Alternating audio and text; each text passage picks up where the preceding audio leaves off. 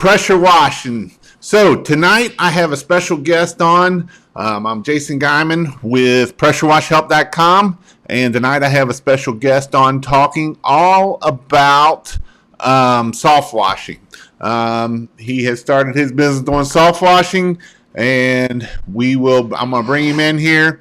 And so tonight I have Coty with me. He is from Southeast Soft Wash.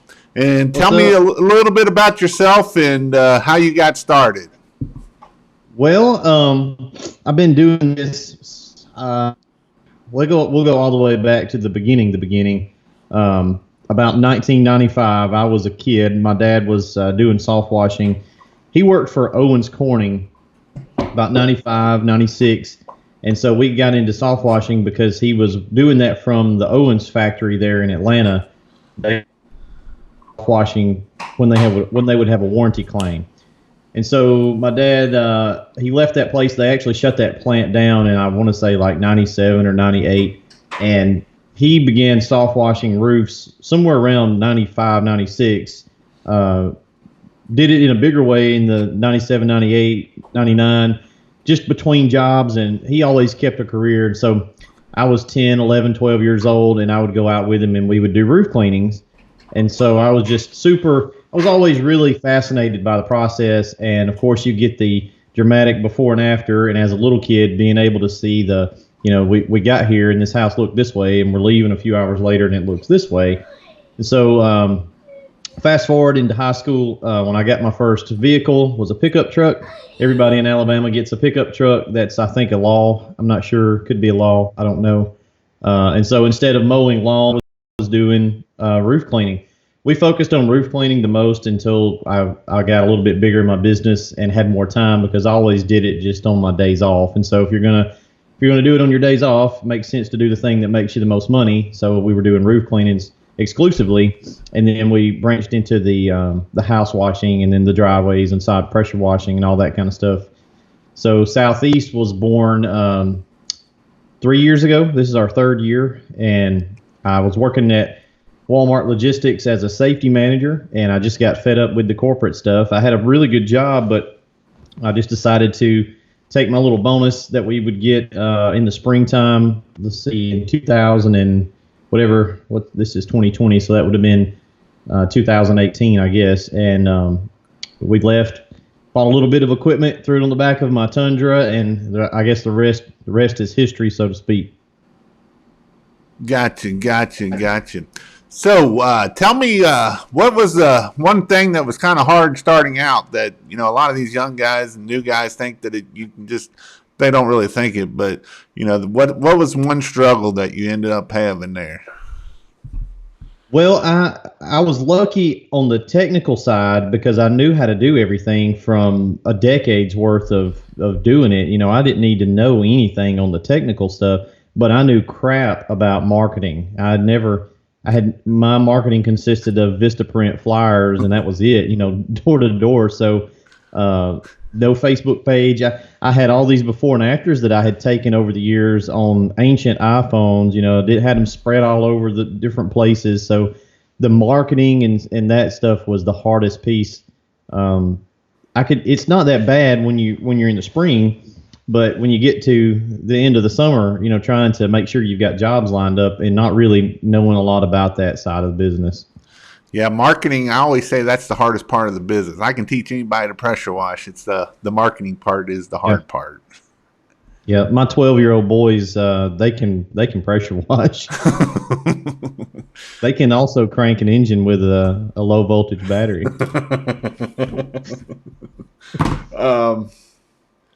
So tell me, what is soft washing? What's the difference between soft washing and pressure washing?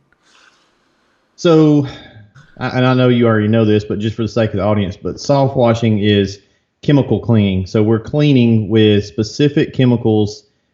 Usually soft washing is based around organic stuff, organic staining. And so we're typically using SH and a surfactant and water, and we're applying it at low pressure, and we're letting the chemicals do all the work. And it's become popular, I guess, in the last, what would you say, in the last 7 or 8 years? It seems like it's really kind of picked up some steam. 10 years, yeah. And Yeah, so it's getting out there more, but a lot of guys are confused about what soft washing is. It cannot take the place of pressure washing in every scenario, but it can take the place of pressure washing in a whole bunch of scenarios. And the way you guys do it, y'all downstream. I've never downstreamed the first thing in my life, but it's still technically soft washing. So soft washing it's a technique, it's a process. It's not a box you can buy. It's a process. So. All right, so I copied your name off of Facebook. Is it Cody or Cody? Okay, my mom can't spell. Okay, so I've been cursed with this stupid first name, Coty. Now it's better than what they were gonna name me. They were gonna name me Buck Levi. Okay, that name comes with a pair of overalls and a coonskin cap. Not that there's anything wrong with that, but yeah, I hate my name. If it were not such a hassle to change it to change I don't mind the name Cody. It's just why would we got quite a few people on here right now. We got about 50 people on here. So so tell me, so if you were starting out and you needed some equipment, what's some good stuff to start with? Well, it depends on your budget. If you've got, ultra low end budget, you've got some great videos on this stuff. You kind of have to have a pressure washer, and adding a downstream capability to that is the cheapest way to go. And you pretty much do everything except roofs or some really heavy stain stuff. So that's probably, tactic number one. And then the second thing, or you could do it at the same time if you can swing it, is just get a 12-volt system. That way you can pretty much do more than we get guys that are wanting 17,000-gallon water tanks, and you don't need all that stuff. Bring out, a good solid 4 or 5.5 is great. Little buffer tank, downstream it. Add yourself a roof pump system. That's what a lot of guys call them, roof pumps. But 12 volts, easy to set up. You can buy a kit. If you're going to DIY it, you can go to our buddy Sean Hodges, make you a DIY washer. I'm going to go with something that you don't have to have some high dollar. You can get away with definitely with a low budget. You're still going to spend $1,000 no matter what. That's kind of one of those things that you are just going to have to be able to do it with it. So you really are not going to get one much cheaper than $1,000. Do you think so, Cody? Not really. If $1,500, you're pretty squared away on a budget. You can get a real solid little unit. Honda, the pump doesn't matter that much. We like washers. I've never used one. I've looked at them. They would probably be pretty neat. They're designed for SH, so you've got the benefits of having a little bit more oomph in the system. It's gas powered, but then you're also fooling with something else that's gas powered, so you got more maintenance and upkeep on them. If you're doing commercial stuff, it'd probably be a really nice option. I don't know how much those things run. I've never looked at them that in depth. So you build systems, correct? Yes, we build. Man, January's been crazy. I can't keep up with it. I was trying to tally up. We've almost done $250,000 in equipment sales in January. So Ricky asked, what soft system would you recommend buying? Ricky, you may know the answer to that. If you're just trying to get a soft wash system, we've got a couple of models in our platform there. We've got a little mini skid. It's just a small blendable. The biggest thing is just to try to get yourself a blendable system. If you can, get away from batch mixing for your soft wash stuff, because that's what saves you so much time. We've also got our most popular model is a dual blend. So it's 2 soft wash systems on one platform.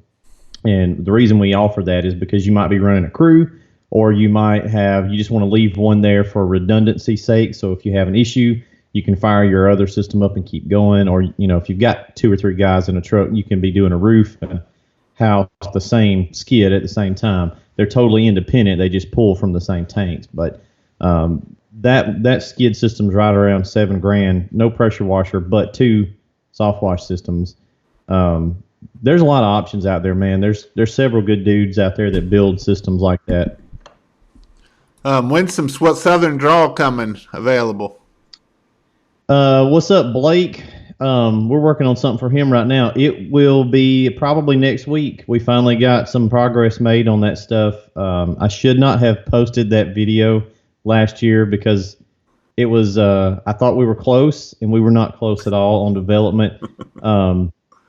I'm not going to try to sell everybody on, hey, this is the best thing since cut up loaf bread. It's pretty good for surfactant. There's a million surfactants. Pick your flavor, buy it. It'll be just as good as the others. We just wanted to offer it because it's cool, but I'm not going to try to tell you that it's the best thing ever. They're all kind of the same. I've tried a bunch of them. I got some that I'm like, they're okay. All right, so this next question is from Brandon. I'm offering training in March. It's like March 22nd, 23rd. It's on the website. I don't know. I believe, Coty, you do it every Friday, correct, if you're closer down that way? I was doing it every Friday, but what was happening is I was burning through my demo jobs too quick, and so we've changed that this year to the last Friday of every month. Okay. So we'll have some good, what was happening, I was getting some crappy jobs that I didn't really like. I want something good to take the guys on, so I'm trying to back it off to once a month so we can get something on the schedule that's pretty decent. Gotcha. This is a no-no, Russell. A lot of us use backed up sprayers to apply chem. Have you tried Milwaukee Switch? Tank did a demo as well. So what happens, Coty, when you use a backed up sprayer? You get to install a bidet at your house. If that backpack sprayer leaks, you're going to have a raw booty. So they're cool and it's neat, but not recommended. No, you talk about, I've seen some pretty nasty chemical burns in the years of people trying this. And I mean, I've seen them where it's put people in the hospital. It can be very nasty, very bad. It can be definitely one of the worst things you'll ever can do for yourself. Hey, Jason, I'll tell you, I gave myself a chemical burn years ago when I was right out of high school doing soft washing. I learned this lesson the hard way. My wand was leaking. I had a trigger gun wand, and where the hose went in right here, it was leaking. And I said, screw it, I got to finish this job. It was running down my arm here and dripping off my elbow. Well, about 30 minutes later, I had this mass of blisters right here on my arm. So ever since that day, that was probably about 2003, we fix leaks when they happen. Yep, absolutely. Leaks can hurt you bad. So Carlos is going to see us in February. If the guy's going to February, make sure you get your hotel booked and everything. So yes. That is the Atlanta Perimeter Center Hilton Garden, and it's in a little suburb of Atlanta. There's all kinds of little cities around the perimeter of Atlanta. Here's one for you. Since you're using the accumulator tank, is it necessary or not necessary? Not necessary. I played with one to see if it did anything. I couldn't tell any difference. To me, it's just one more component in your system where you can have gremlins. And so we don't use accumulator tanks. Our pumps don't run hot. They don't cycle. A lot of it is just about adjusting your pump and making sure you have not a lot of 90s and bends in your system so that it can flow efficiently. We've never recommended or put any accumulators on any of our stuff. Yeah, I never had any luck with them either. This is a good question. I've actually thought about this one myself. A metering valve on the water side of the blend, just because I've also thought of, the only reason why I thought about the metering valve is if one goes bad, you could always throw it on the other side. Yep. So, yeah, that's a really good question, Steve. What's up, man? So you could technically eliminate the valve there and just straight line that in, but the reason we put a metering valve, there's a couple reasons. Number one, it kind of looks weird if you don't build it that way. The second is, like you said, you've got sort of a spare valve there that if something happened drastic, you can skeletonize off that side or flip your lines around would be the easiest thing to do. The third reason is if you're using 12.5 like you should be, and you get out in the middle of a job one day in the field and you run out of SH, well, you run to Wally World and you buy a buggy full of bleach to finish the job. Well, now what you may have to do is back off on your water valve to sort of compensate for that. So if your bleach is now weaker in your SH tank than it normally is, and so you can dial your water line back and kind of readjust your ratios there. So not totally necessary, but when you're building a system, you might as well put it on there. Yanis asked, can you go in detail soft washing the house without a pressure washer? So to use a 12-volt pump to wash houses, this is kind of, to be honest, I've only soft washed probably 2 or 3 times, and that's been in training that I've actually used 12-volt. And the biggest thing that I found that if I'm just using the 12-volt, it takes forever to get that water out of that, or get all that chemical out of that water. So this is kind of a good question here. Yeah, so that's how we do it. Of course, we're set up to do it, and I've done it a bunch. And Jason went out there and did it for a week. He's smart. He'd be just as efficient as we are. But we got a 2-man crew, so that helps us out a lot. So that cuts my time down because there's always two guys there. But what we do is we'll apply with the 12-volt system. We use our metering valves to set up our about 1.5%. Just depends on what the surface, how bad it is. And then I'm applying, right? And Dusty's coming right behind me rinsing. Now, we get this question a lot about rinsing. That's the part that takes the time. I can coat a house in 20 minutes. It doesn't take any time to get the coat on with the 12 volts. No, it's not slow at all. But when you go back and rinse, what we typically do is open in ball valve through the pressure washer. If they've got good house PSI and it's not a big house, we may just rinse with their house pressure. Now, I'm not paying my guys hourly, and we're in such a rural area that it's not like we're going to get another job at the end of the day. So we usually do 2 to 3 a day. So we're not really in a hurry. If it takes 15 more minutes and they've got good PSI, we'll do it that way. But a lot of times when we're actually trying to work, we'll use the open ball valve and do our rinsing that way. So average house, 2-bed, 3-bath. 3-bed, 2-bath, or a 4-bed, 3-bath, kind of a 1-story. We're in and out of there in like 40 minutes. So it's fairly quick again, but that's a 2-man crew. So, Mr. Dark Horse wrote, "How do you avoid copper weather vanes while you are soft washing the roof?" See, we don't have that around here much, so we don't have many of those either. I've only seen that maybe half a dozen times.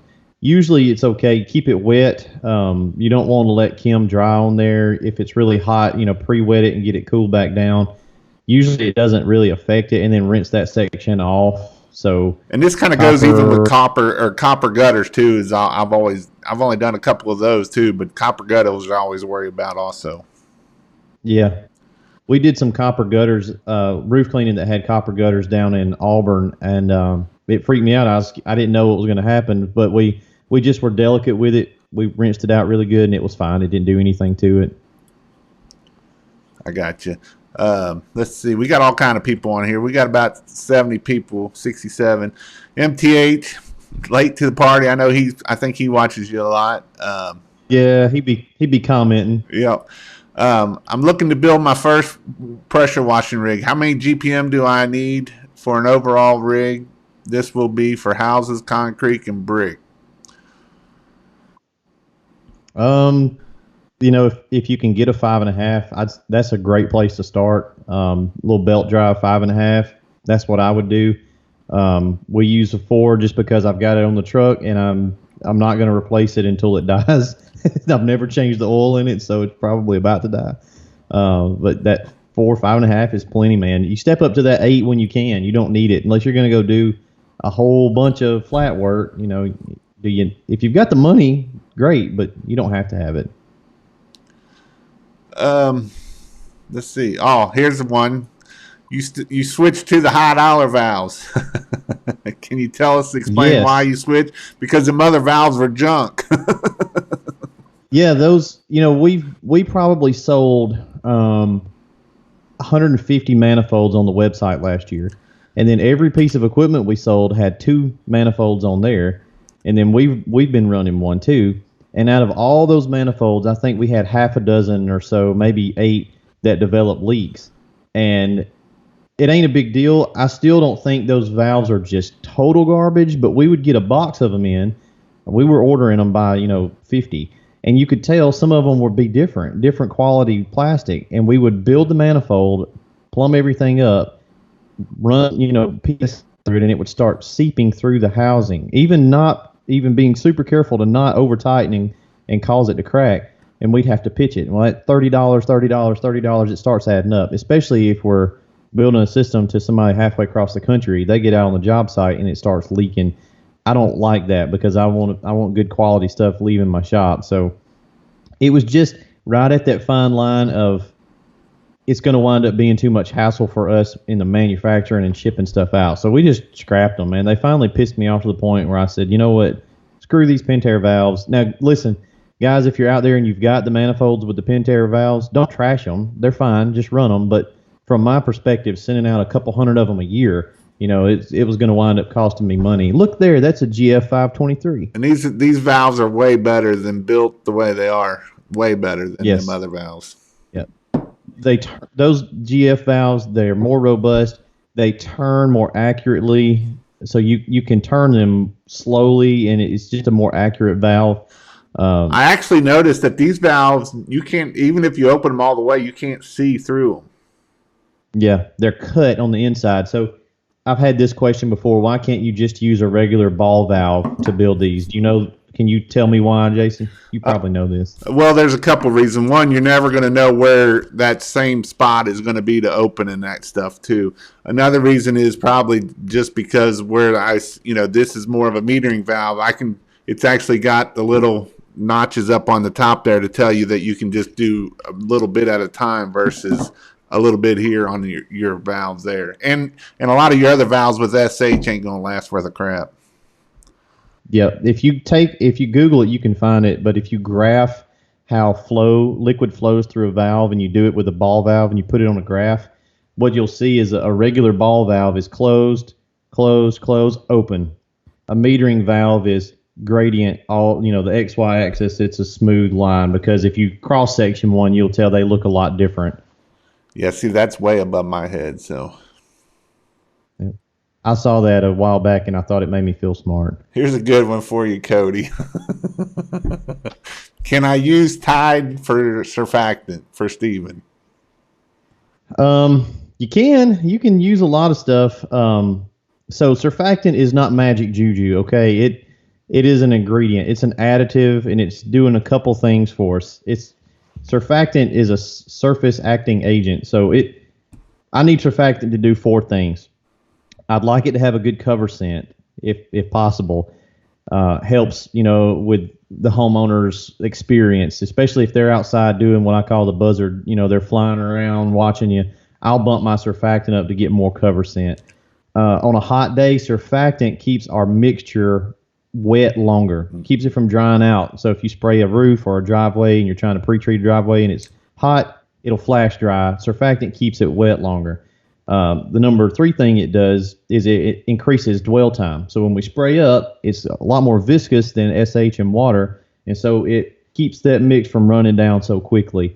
On a house wash, it actually does help with cleaning because it wraps around the molecules of dirt. It breaks surface tension from the surface, and it helps you rinse that stuff away. A good surfactant won't streak windows that bad, and it's hydrophilic, and it wants to go back and be rinsed off easily. Some of them will dry on you, and then you almost have to reapply, like on your windows and stuff, so that you can rinse it back off. What we use doesn't do that. If it dries, it's no biggie. You just hit it with water, and it rinses right back off. But there's a bunch of crap out there that'll do those 4 things. I've tried Tide. I didn't like it. I can tell you this. It streaks is what I've noticed. It'll streak your windows and stuff. Yeah, I don't recommend Dawn. There's some chemistry there that's not good. If you're going to try a detergent, the one that I've found that works pretty dang good is Persil laundry detergent. It works pretty dang good. We've used it a lot. Recommended it out to a lot of guys who just need something to run by the store and grab something and get a job done. I like the smell. It does great. So if you're going to use one, try that one. All right, Yanis, I know how I get them, but I want to see what you say. What's your best way of getting or convincing your customers to leave you a 5-star review? I've mentioned this several times, but I always tell people, when we're trying to get a 5-star review, this is something we need to really start from the beginning of the job. Work through when we first see the customer. Hey, customer, I'm really wanting to do a 5-star review for you. So, I'm going to clean the house. I'm going to come back. You're educating them. And then when you go to get ready to leave, you're obviously going to say, all right, ma'am, I am a small business. I need, a 5-star review would really help me out. What's your thought on that, Coty? Gunpoint. I threatened them at gunpoint. My pistol is digging into my kidney right here. I'm gonna pull this holster out. Blackmail. It is a struggle. Following up with them a lot. So, like you said, it starts way into the relationship there. Hey, thanks so much for the business. What really helped us get a lot more reviews is at the very end of the job when we get the check, we stress to them how much the reviews help us as a small business. Hey, listen, guys, thanks y'all for letting us do the job. We really appreciate it. We're a small local company. If you guys wouldn't mind, can you take 5 minutes and just give us a review? We really appreciate it. And then we leave. What I'll do later is that evening, all the customers that we were at that day, I'll shoot them a text, maybe 6 o'clock that night, not super late.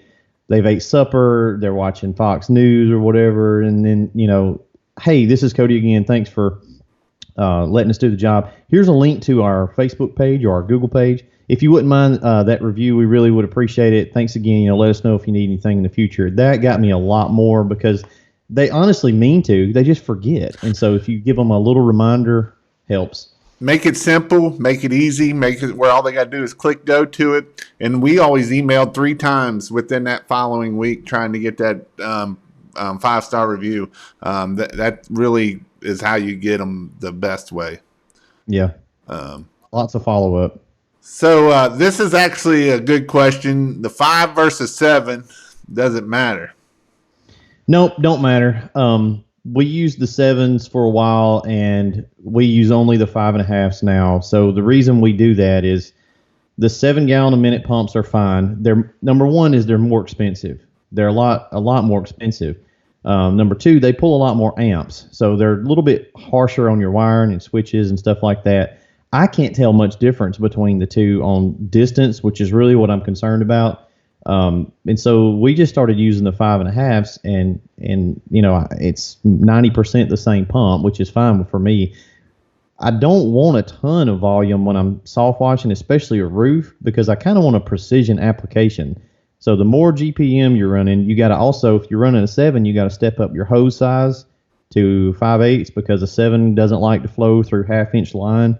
You got to change a lot of stuff to flow more because your pump's trying to flow more. So if the pump's fighting everything downstream, the hose, the fittings, the wand, then you're going to have a lot more issues. So I just use the 5.5s, and we prefer them a whole lot more over the 7s. And honestly, what I've noticed too is really it's going to be more about your hose size going there and how much hose you got. That's how you're going to get more distance versus that flow of gallons, because you're only going to flow so much through a 1/2-inch hose at that point. Yeah. How I really noticed this was the trailer I built. I actually ordered 5/8 and Bob actually sent me 3/4. And yes, 3/4 heavier, but I get a lot more flow and I can get more distance than if I had just a smaller one, because it's all within friction loss. The bigger hose you got, the less friction loss it takes and the less pressure it takes to get through that hose. It's just like firefighting. We have an 1 3/4 hose that we got to pump at 135 PSI, but we also got a 2.5 that we only got to pump at 90. And it's all because the flow is that friction loss. And when you're talking friction loss from 1/2-inch to 3/4, it's a ton. And 3/8 is even like way more that it takes to get it through there. So Mike Evans put that he's coming to Washathon. He is one of the last people to book. It is sold out. There is no more. It actually sold out, I think, a lot faster than all of us thought it would sell out, which is awesome. It's actually, I think we're actually going to have 41 because Bobby let one else come through that isn't going to. So it's sold out, and we will have. We kind of have a class schedule. It'll be Coty in the morning talking about soft washing. I'll be talking about pressure washing. Since that's my only time, I may even throw in some marketing on my side of things. I may I'll see what's going to be best, but I'll probably do something with Google My Business because this is a lot of new people. And Google My Business is a great way to make sure that you are up and running, and you will be, it's something that doesn't cost you a lot, and it can get you a lot of business in the end. So I'll probably kind of go over step by step of how to do that also. So, and then we'll be going out doing a live house, and then we will, talking about that, Coty, I'll probably just you have a 4-gallon a minute pressure washer on there, correct? Yes, sir. I've got. I'll bring my work truck. So I'll just bring a downstream injector, and I'll bring an X-Jet. That way, I can show both of those how they work. So cool. Let's see. I don't know if some of these questions I'm kind of going through here, but adjust the unloader. Adjust the unloader. Does it change the gallons per minute? It's 4 gallons a minute. You don't want to. The thing about the adjusting the unloader, you want to set them at. I always set them with my white tip, and then I just let them go at that point. It's not really going to change how many gallons a minute is coming out of there. So what happens, Coty, when when you use the same battery and you don't ever charge it? So let's think here. If we take our little John boat and we go to the lake and we go fishing all day and we're using our trolling motor, we come back home and put it up, and then we go out tomorrow and we take our John boat and we do that for a week. Don't be surprised at the end of the week if your battery's dead. So you have to charge them. I don't know what's his question there. Use the same battery. I think somebody had asked about using a battery or a different battery. So for the pressure washer and the yeah, and you can, and a lot of you, especially if you, I thought even the one you had, a lot of those have the I can't even think what it's called. It's like an alternator, but it's not called an alternator. It started with an R. It did. But a lot of them. That's how I've always done them. Especially them big Honda 630s and 690s. I would let them charge up my battery, and it would just charge it up. So the reason that one wasn't charging is they weren't using it enough to charge it. It just been sitting in there. So the one time to crank it, they had drained the batteries. When spraying SH on a house, should I go around the windows or spray over them? Spray over them. Clean them all. I've seen that Northern Star has come out with a 12-volt exclusively for soft washing. Either of you guys know if that is marketing ploy or just the same pumps they have always manufactured? I think it's the same, isn't it, Coty? I don't know. The head on that pump looks different, and I'm going to get one and play with it. I think it's a different pump. I just don't know. So I'll tell you this: the engineers at Everflow, all those Northern or North Star pumps, they're basically Everflow engineered pumps. The same dude works, they license together. But I can, just looking at it, it looks like it's something that's specifically made for SH. So I've been planning on ordering one. I just keep forgetting. So Yanis is he's the man right here. He's letting his wife lay in bed by herself, and he's just listening to us and learning from us. So we must be something special there, Coty. Either he's got an ugly wife or he needs to get his priorities straight. I appreciate you watching, though, dude. Yeah. Everybody's asking about your surfactant. It's coming. Is there a particular? Yeah. I just was on the phone last week with the chemical manufacturer. We got the label approved and everything, so we've got to buy a pallet of it. I know the guy. Yeah, he said, "Can you tell me where to set the valve at?" I get this question a lot. Hey, where do I put the valve for surfactant? I can't tell you because I don't know how concentrated you're going to mix it in your tank. I can give you kind of a ballpark. The tanks that we put on the skids, they're 16 gallons. 1 gallon surfactant filled up with water. You could do 2 gallons surfactant and fill it up with water and make it. I like to make mine kind of thick in the tank because I can always adjust it at the valve. That way, if I'm out in the field and I run out and I top my tank back up, it's still going to be pretty thick in there because it was very thick originally. But you just got to kind of play with it and see how you like it. The way we mix it, we'll put our knob for a house wash on about 1 or 2. If it's really dirty house, we may go 3. Roof cleanings, we generally open them wide open because we want maximum stickiness. And a lot of it depends on your plumbing too. I mean, how far you're away, all that kind of stuff. There's a lot of variables from one to another. I did a flow test on one, and then I did it a different way, and it was It was a lot different between those two. So, and it takes time to do that. It takes some time to do that. But what customer what do you use to manage all your customers in? Well, year 1, we used a piece of notebook paper. Year 2, we've been building like crazy. The wash truck didn't move very much. And so year 3, we're looking into some stuff now because I've hired a guy. He started last week, and we're going to try probably the customer factor. I don't know. I was actually going to talk to you and Bobby and some of these other guys when we get to Wash On and see what y'all, recommended, because I've never fooled with that stuff. I know we need it, and my business is taking off on the training and the equipment. Of course, we want to keep our wash truck running, and my new guy's green. He's totally green, so I want to try to simplify it for him as much as possible. So I don't know. Jason would be a better one to answer that question.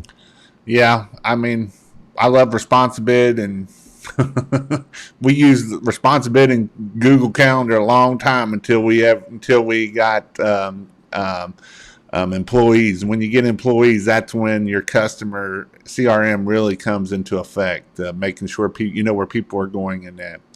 And that is probably one of the biggest things to make sure that you know where your guys are, where they're going in the scheduling side of things. Brian's coming to Atlanta, so sweet. Let's see.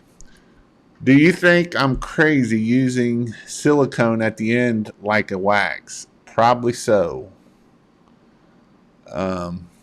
Yeah, a little bit. Like a cheater wax on the siding. I mean, I've used wax, but I don't know about no silicone. Yeah, I wouldn't use silicone. That's not. That ain't made for that. No. So this was my question here, Chris Elberling. Google My Business knowing NAP is very important. What happens when you move shops? What if it's the same town? It's a pain in the neck. You got to go in and make sure all your citations get changed. What I've done in the past is I've actually set up a new shop and done it from there, and just on your website make it to a different part of town. But it can still be a nightmare either which way. You start messing with this one here, especially if the one you got is good, you can plow yourself real fast. So just be careful on it. Cody, would you bring 1 or 2 manifolds so I could buy a couple? I'm sure you'll probably bring some, won't you? I would, but we can't. We try to order stuff and build them and have stock, and they get ordered, and I have to ship them out. So I'm literally spending like $3-4 grand a week on manifold parts, and I'd like to say I can sneak some over to the side and sell them to y'all there. Probably ain't gonna happen. I'm gonna wind up having to use them on a build, or somebody's gonna place a website order, and so I got to get those out. But if I can spare them, I'll bring them. If not, place an order on the website, and I'll bring it to you there. If you order it on the site, it'll be already paid for. That stuff's expensive, so I'll eat a bunch of money on the front end and then just be sitting on inventory. Yeah, you got quite a bit, but especially these valves here, they're $100 a piece. Yes, I mean, even if you get them at a discount, you're probably $90 a piece, $95 a piece if you can find them somewhere. So, 3 of those, that's $300 sitting in there right there. So, yep. Let's see here. I had a 5.5. Let's see, Jason, you recommend to put the irrigation pipe in your water tank. Wow. How many feet do you think I need for a 100-gallon tank? or a 1,000-gallon tank, you're probably going to need quite a bit. A 300-gallon tank, 100 feet of it would get me pretty much to the top. So you'll probably need 200 or 300 feet. But once you get to a certain point, you'll be fine. The biggest time, you know what they're talking about there, Coty? I have no idea what you're talking about. It's to keep that truck to feel like if it's sitting there like your okay. where it feels like you're on the ocean, where that water's sitting there bouncing back and forth. If you put irrigation pipe in there, it will keep that from happening. Using it for like a baffle system. Exactly. It's just you can buy the balls and pay an arm and a leg for it, and that works pretty good for it. Okay. Oh, 100-gallon tank, you only need probably 50 feet in a 100-gallon tank. I got one here, blend manifolds, extreme washing. Upgraded my 3.5 to 5.5. Was yours a belt driven? That they're probably talking back and forth to here.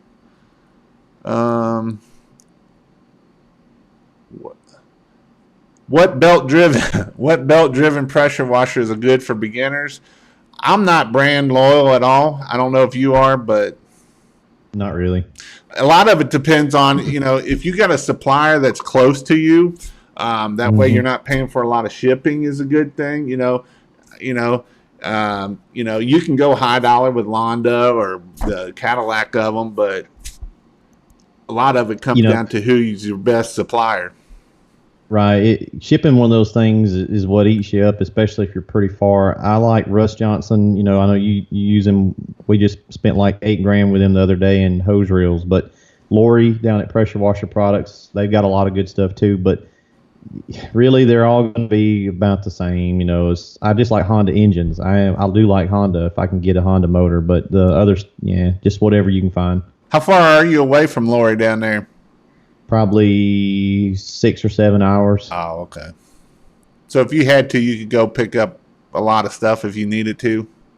Yeah, we get stuff from them every week, and the shipping's, it's not their fault. It's just the beast of the shipping. If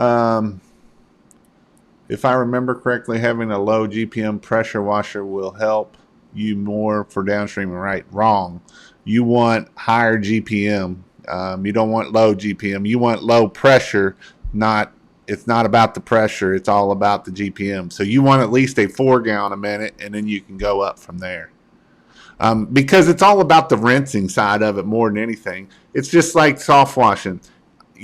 Putting it up there isn't it's not about drowning everything and getting everything so wet that you can't do anything. It's more about getting the chemical on there and letting it dwell. And then it's all about let's get it off as fast as we can.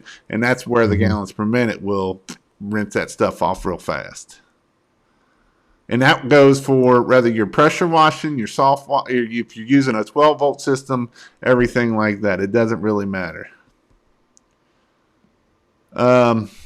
Post-treating concrete, when should I do a lot every job or when it's only in the area of algae on it? How does it last till it rains again? A lot of that is going to be, I always post-treat also. You're just going to put it down. Sodium hypochlorite, once it does its thing and it sits out, it turns to salt anyway. So it's not like you're going to have bleach on the ground. It will kill any organic stuff. That's one reason why I do it. It will also help make it white. It'll help the concrete turn white. But a lot of times, even with a surface cleaner, you're not going to get that mold that's deep down in there, and that'll go down in that crack and kill that mold. And especially if you have any organic stains of like walnut stains and nut stains, you may even have to go harder. You may have to go hotter than just downstream. You may want to actually go 50-50 on it to kill that stuff and knock it off. Yeah, what we usually do is we'll pre-treat with very little surfactant, and we'll do about a 3% pre-treat and let that dwell about 15 minutes, 20 minutes, and then we'll run over with the surface cleaner, and then we'll go back and post-treat about 2-3%. Depending on how nasty it is, we may do 4%. I don't like to use a lot of surfactant on pre-treating because it suds up so much when you're running your surface cleaner. It's hard to see where you're going.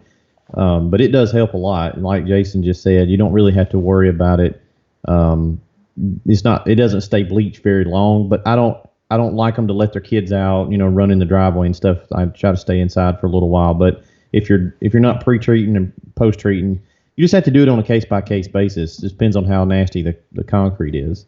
Hey guys, and also if you want to go check out Coty's channel, I put a link down in the description here. I also put a link, I believe I put a link to his Softwash shop. So that if you want to buy a manifold, if you want to buy a system, I just looked at it. You do offer credit through PayPal.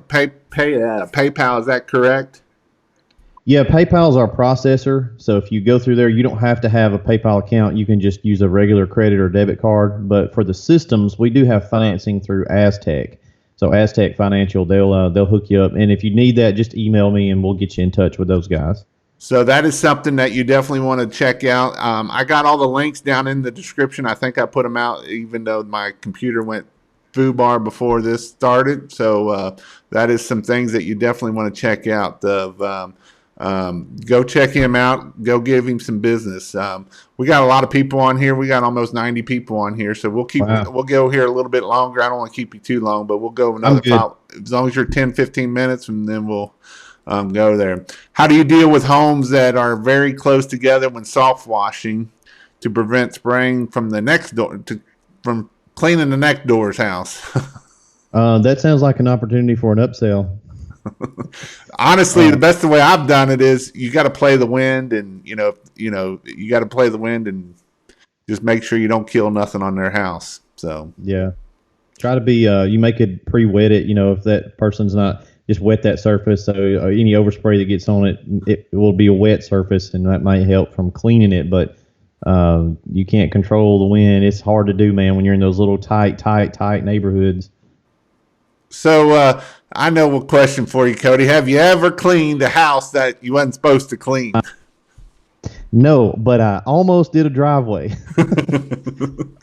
Both of them were customers from the previous year, and the guy called me and he said, Hey, you did our roof last year. You remember me? I live right here by the golf cart path. We had a circular driveway. Oh, yeah. I'm like, yeah, I remember you. What's up, dude? Hey, I want you to come out and do our driveway. And he was a 50, 60-year-old white guy. The other guy was the same age. They sound exactly, all of them sound the same on the phone. So we show up to do the driveway, and I'm at the wrong house. We did about 50 houses in this subdivision.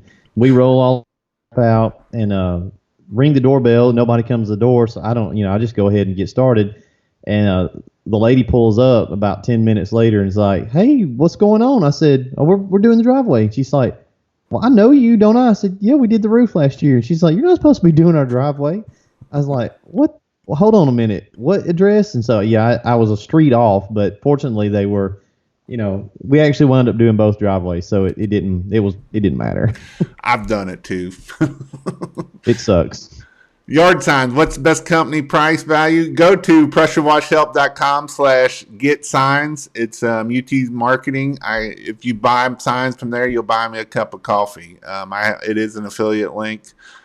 You can get them for about $300. It's like $325, I believe it is. That's signs, stakes, and everything. So go to pressurewashhelp.com/get signs. Let's see.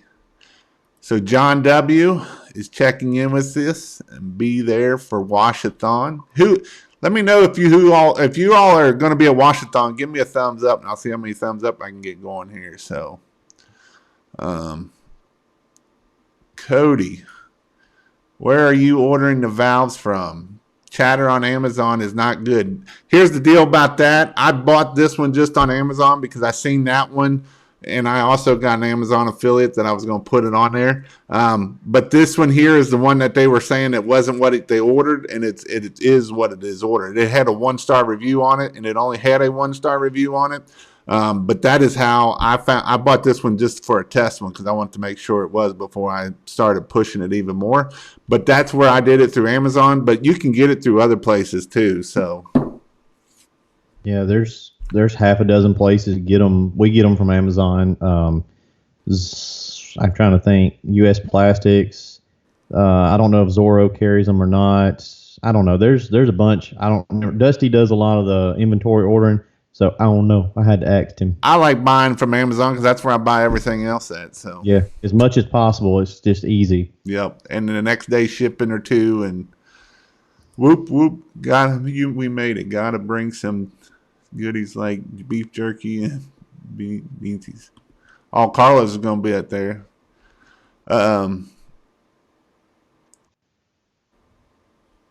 Do you have a 5.5 gallon, or you still got to use the 4 gallon, don't you?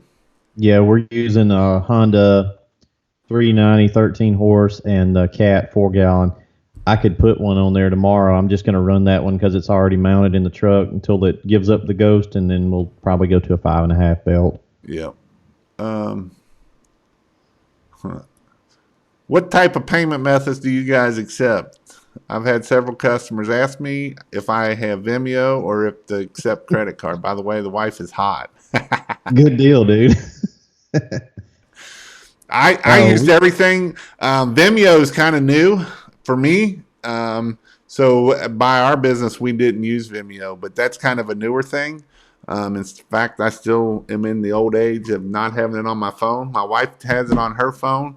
But I mean, I know I just turned 40 the other day, so I'm kind of a decade ahead of a lot of people. So Yeah, we've done Venmo a couple of times. PayPal, Square, they're all about the same. Square is a little bit.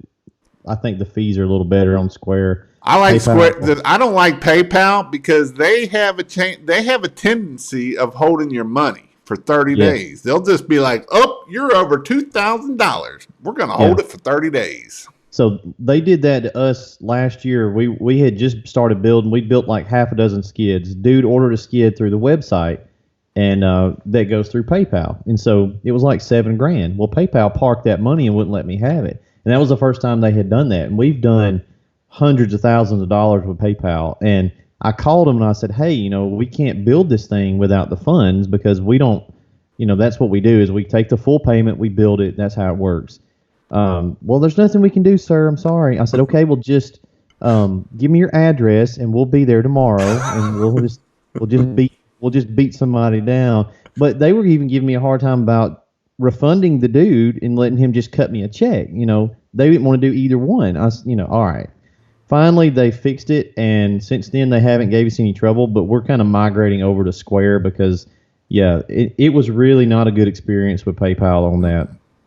No, so Charles said he's coming to Atlanta, got a bad eye infection. Doctor says it'll take a month to clear up. Hey, we got some stuff that'll clean that stuff right up. We'll put a little bit of SH in there, and that will heal anything. Guarantee it'll kill everything in there and heal it right up. We'll let Ricky Tommy put about 3% on that. He'll be there. Yeah. Yep. We're almost to 100 people, dude. What? I like how he spelled Atlanta. I know it. Atlanta. What would you recommend doing to rinse after cleaning for a customer who has dogs so they don't get to the chemical? This is even important too. I mean, if you got dog bowls outside, if you got that kind of stuff, if you got standing water, you really want to rinse as much as you can. Even the dog bowls, I would always turn them over, rinse them out. If there's just an open sit of water, turn that over, clean it out, just so that way you don't come up with a dead dog or something stupid. So, I mean, that's what I do. We flip those bowls over too, and as far as just to rinsing it away, we usually use an open ball valve to do most of our bulk rinsing like that. But yeah, just flip them bowls over, man. Or if the dog's got like the little automatic water feedy thing, dump it and wash it off. They can refill it. A whole lot better than having a salty dog. How do you clean a metal roof? So you gotta be careful metal roofs. If it's a Galvalume metal roof, don't do it. Hard pass. You don't need to mess with those. If you're asking this question, that means you don't need to mess with those. If it's a painted metal roof, you can have a couple of things. If it's oxidized, okay, that's not cleaning, that's restoration. But if it's a painted metal roof and all you're dealing with is organics, you can clean it. Want to be around 1 to 2% SH, work in small sections, and always rinse it off. I like to try to do those on overcast, cloudy days. If it's going to rain, that's even better. We'll do little, like 40-foot piece at a time. Pre-wet it, cool the surface down. What you don't want to do is have a hot metal roof in the summer and coat it and let that stuff dry on there, because you can flash oxidize that metal. So cool it, apply.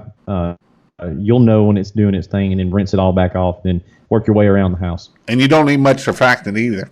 Very little. Not a lot.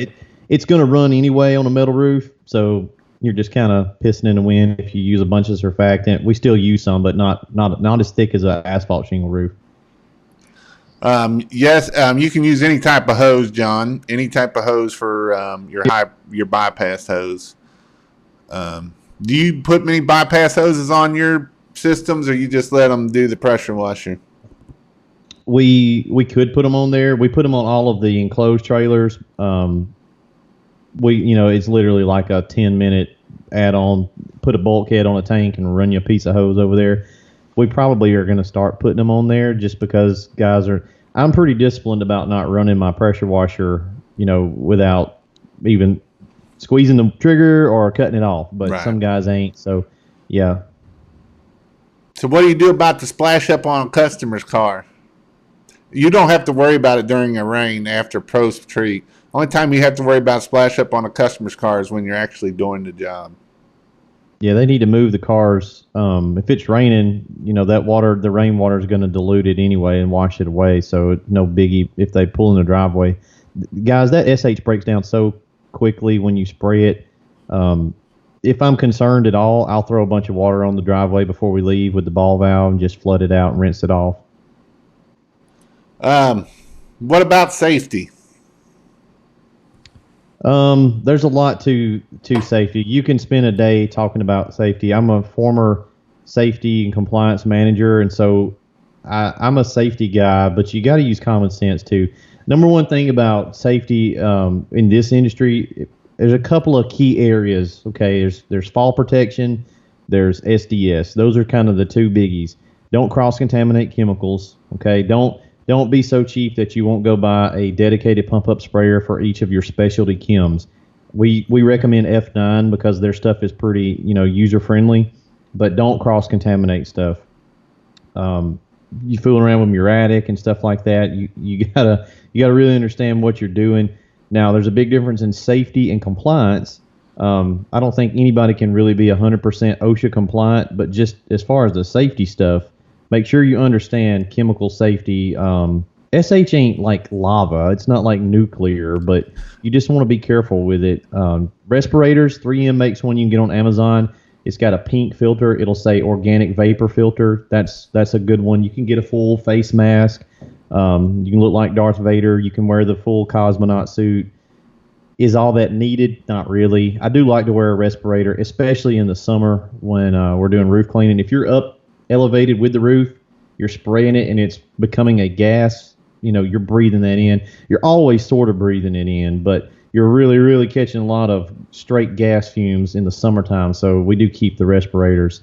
And then the other stuff is really just a lot of fall protection crap, which, you could talk for hours. We're going to talk about some of that stuff at Washathon too.